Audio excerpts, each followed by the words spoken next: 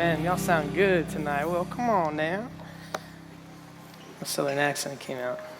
That's what happens after worship.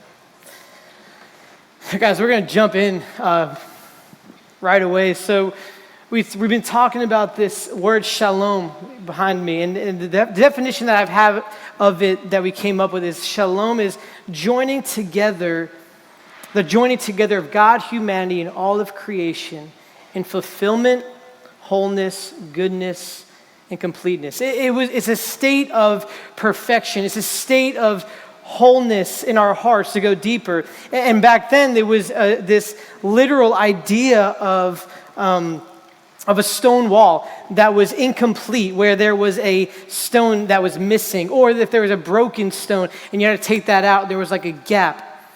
And it kind of relates to, I love the stone wall image because it relates to this idea of our lives where there's so many complex parts, like bricks being put together on a wall. But because of sin, because of our imperfection, because of this world, there seems like there are these gaps. There are these holes where we feel like we need to fill them up, something that we long for in our hearts and in our lives, because we're missing a piece of shalom. Isaiah writes, he's a prophet in the Old Testament. He writes this, "For a child will be born to us, a son will be given to us." You might have heard this verse before, like during Christmas time. "And the government will rest on his shoulders, and his name will be called Wonderful Counselor, Mighty God, Eternal Father, and Prince of Peace." Prince of Peace. That's our focus. That's our focus for today. For student ministry, that's our focus for this Easter, essentially. Jesus being the Prince of Peace, the Prince of Shalom, the Prince of Wholeness, the Prince of Perfection, Prince of Fulfillment. Now, God the Father, it's so cool. He's like, after he's been chasing us and putting all these things in the place where he's pursuing us, he's like, I'm finally going to nail this thing down. I'm finally going to nail it down by sending my son to be the Prince of Shalom, to be the answer to Shalom. So let's go back to the garden real quick. We talked about this 2 weeks ago. We were right in the first couple chapters of Genesis. We started in a garden where there was a tree, and in that tree was the tree of the knowledge of good and evil. Right? God gave Adam and Eve this incredible place, perfection, shalom to live in. And he said there's only one rule, just don't eat from the tree. You can eat from any tree except for this one tree, right? And then temptation came in as a snake. I said, hey, if you want to be like God, he's holding back from you. If you want to know everything, if you want to basically be your own God, take a bite of that fruit. And with our pride and our selfishness, we did. Sin entered the world. God couldn't dwell among his people anymore like he intended. Shalom, that peace was broken. But right away, he started to pursue us. And at first, I started writing. I'm like, all right, I want to review all of this, but I know it's going to take a long time. So I'm not going to review from like my own words. The past couple of Good Fridays or Easter time, I read this passage out of the children's storybook Bible, Jesus storybook Bible. I don't know if you ever read that before.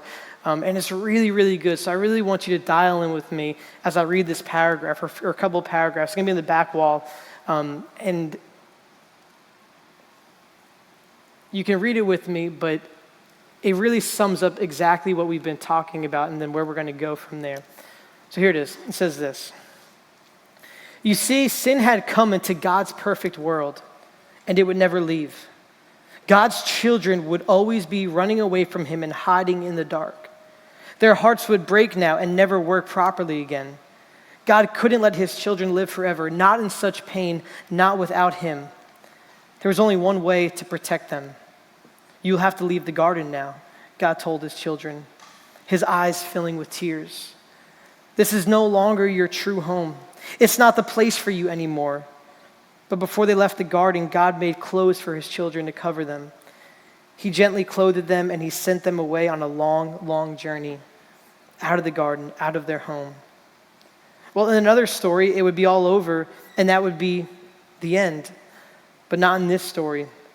See, God loved his children too much to let the story end there. And even though he knew he would suffer, God had a plan, a magnificent dream, that one day he would get his children back.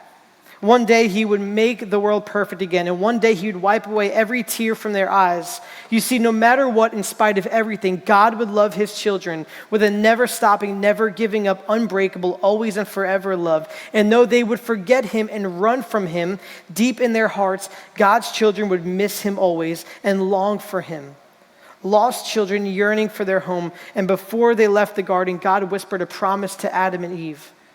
It will not always be so. I will come back to rescue you. And when I do, I'm going to do battle against the snake. I'll get rid of the sin and the dark and the sadness you let in here. I'm coming back for you. And he would.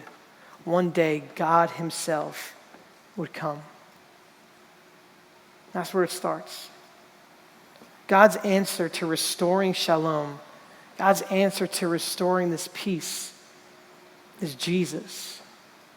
Listen, God, He immediately began to take action to set things right once we let sin into the world.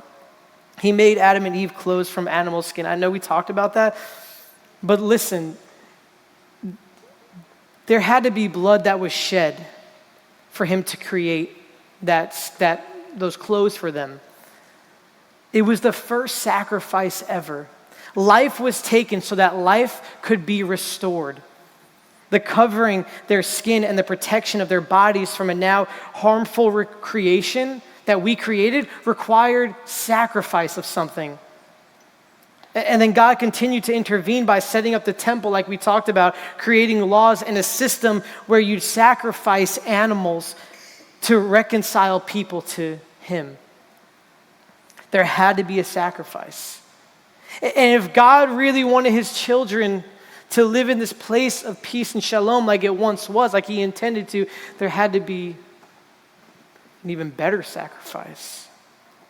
So God's plan unfolds completely when he sent his son to be the perfect sacrifice. He did this out of love so that each of us could have a relationship with him. And God did for us what we couldn't do for ourselves. We couldn't save ourselves. We couldn't fill that longing and that gap in our hearts. By becoming one of us, he showed us what human life could be like. His action of paying for our sin on the cross and rising from the dead provides assurance and hope that shalom will be restored. That shalom will be restored. That's what we've been leading up to the past couple of weeks. He lived a perfect, sinless life. Listen, he lived a perfect, sinless life, but he was tempted and he was hurt and he was betrayed. Though he healed people, he loved, he cared, he taught people a new way to live. He called people out, he declared himself the Son of God, the Messiah, all knowing that he would be led to the slaughter for you and for me.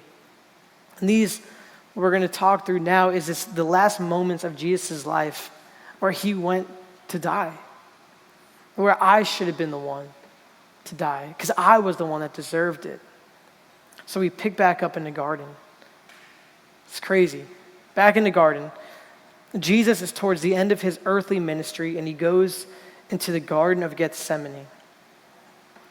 And as he's in there, he prays to his Father, knowing what's going to come next, knowing just in a day or so, he's going to be dead on a cross.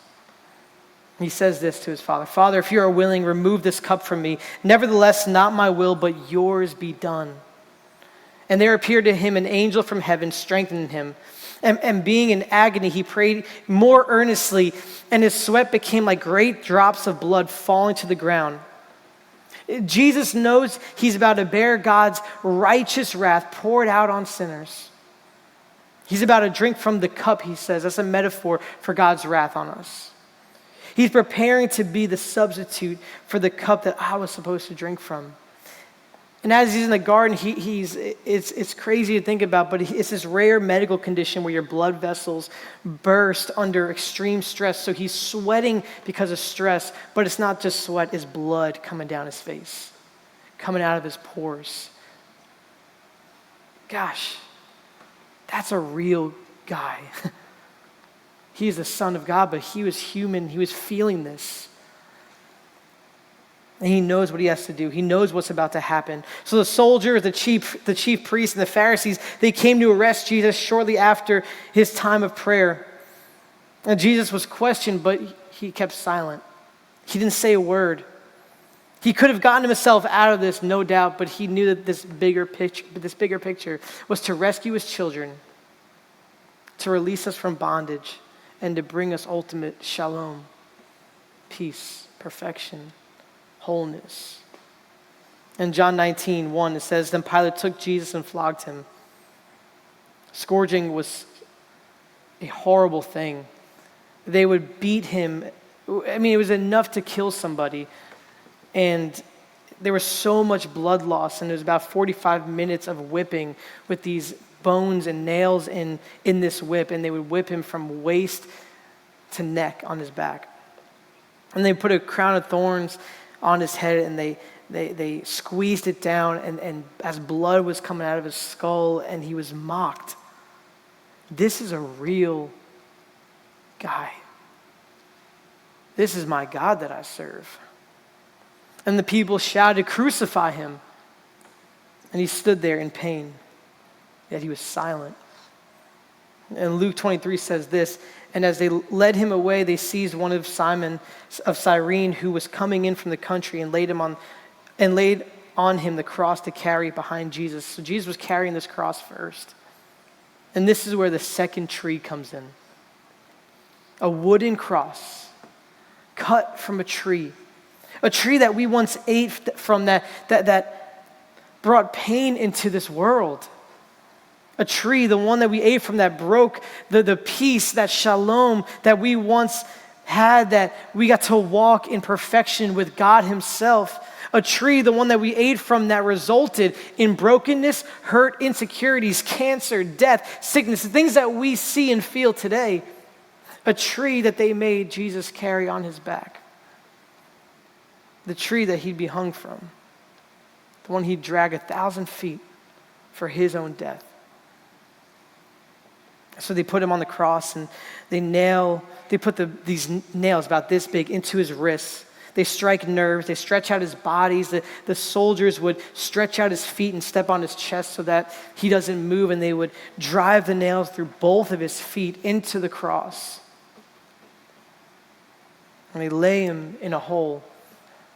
As he falls down, and striking nerves within his wrists and his feet. And beyond our human understanding, Jesus was cut off from God for a moment.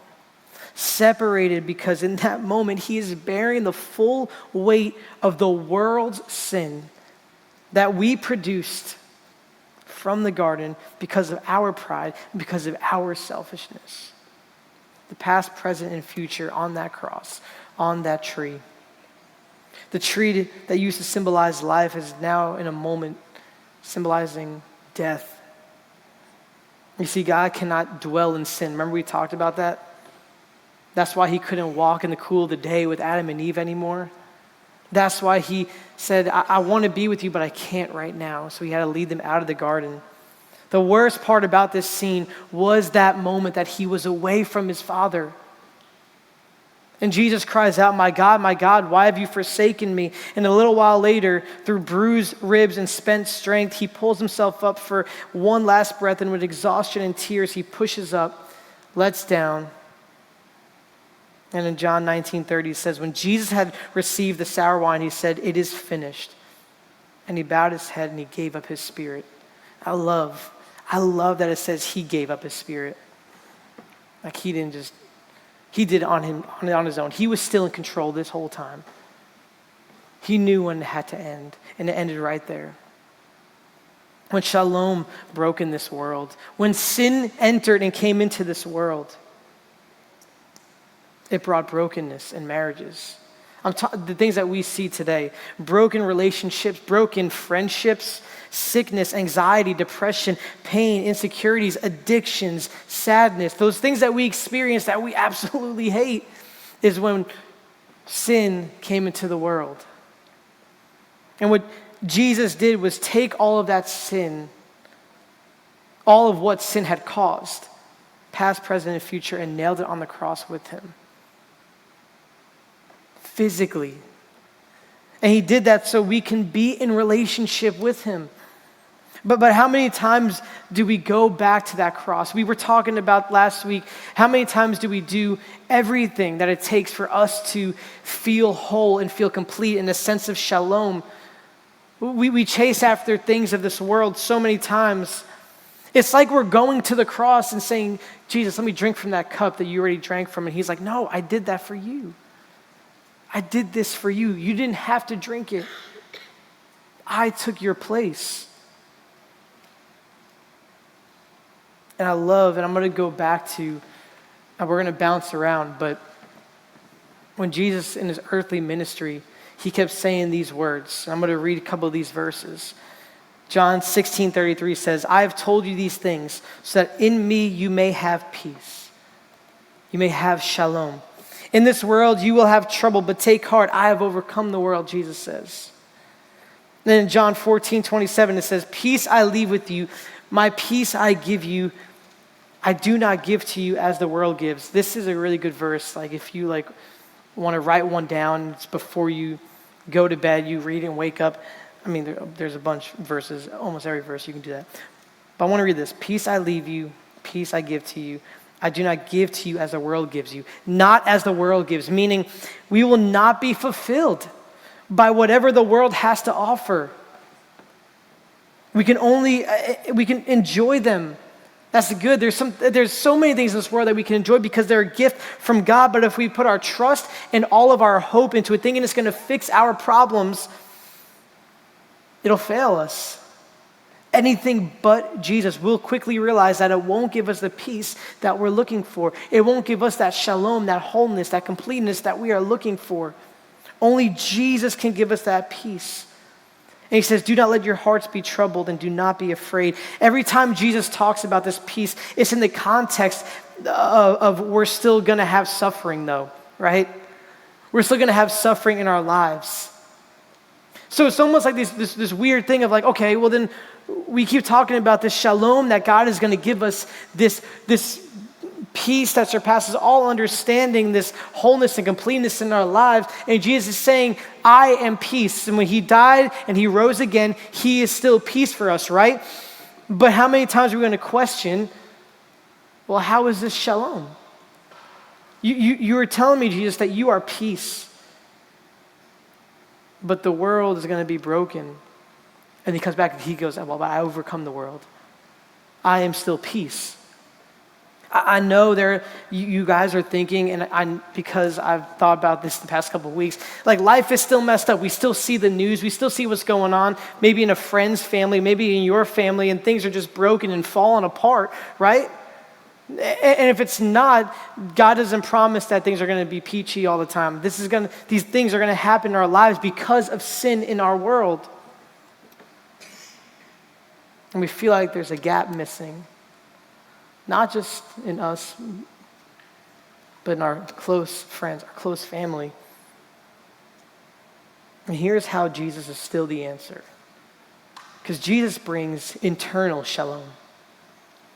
He brings internal shalom. That means when there is chaos externally around us, we can have peace internally. Gosh, that makes a world of a difference. Jesus didn't say, after I die on the cross, the world's going to be perfect. No. He's saying, in a world where there is imperfection, and in a world where there is hurt and disease and brokenness, you can have peace from me in your heart, internally. We don't have to go to a specific place. We don't have to sacrifice animals. We have an intimate relationship with God because of the cross. And so we're left with this question, like, will there ever be a time where there is complete peace and wholeness like God intended? And the answer, it could be funny, is yes, but not yet.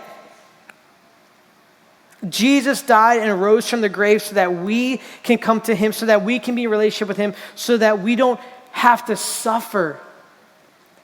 There is suffering on the outside, but Jesus brings us peace within us. That's why we do this every Sunday. There are people around you that have experienced that peace and that wholeness. And you can ask them and they can say, listen, life has still not been perfect. I'm still a messed up person, but because of Jesus, and he is the answer, he has given me a peace that surpasses all understanding. We can have shalom if we are in Jesus. If we recognize that we are sinners in need of a Savior and that Jesus died on that tree to save the world, a world who doesn't deserve saving. The path of life and the fullness of joy is found in that vertical relationship with Jesus. That peace is found in that vertical relationship with Jesus. We can have peace and wholeness within us because of this death and resurrection. Let me make it a little bit more real to you. Because sin, you may experience this. Sin tells you that you are not good enough. It says that we need to compare ourselves to the other girls, to the other guys. It tells us that we are depressed and will always be depressed. It says that we aren't worth anything, that we're not loved, and that we don't matter, that we have no future, that we need to fit in, that we need to hurt ourselves. And Jesus stepped into this world, took on flesh from the throne of God. He loved, he lived, and he died on a cross to defeat sin and the things that say that you aren't enough and that you aren't loved.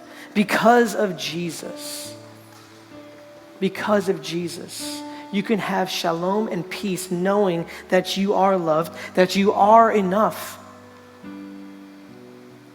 It'll make the world of a difference in your life if you knew more about Jesus and what he did for you. That's why Jesus had to die. Jesus came for you and me, and the second tree, the one he died on, so that we'd have eternal shalom one day, starting in our hearts. And we'll talk about what we can do with that next and what we are called to do with that next week. But God made a promise to restore shalom once and for all. And not really coincidentally, because nothing's really coincidence to God at all. It happens at another tree, where we read in Revelation, when Jesus returns to defeat sin and death once and for all. And we get to look forward to that. God promises that we will be restored here on earth one day.